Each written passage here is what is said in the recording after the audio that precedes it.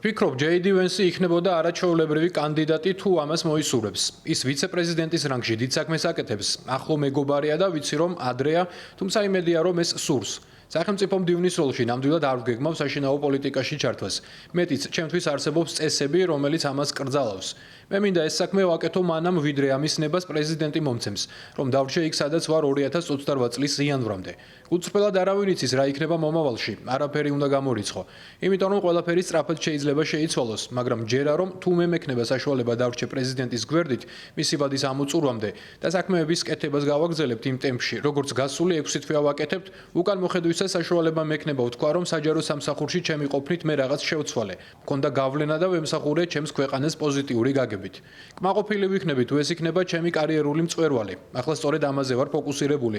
ჩვენ განსაკუთრებულ რამეს ვაკეთებთ, რომელიც თავის ნაყოფს მომდევნო თაობებისთვისაც გამოიცხამს.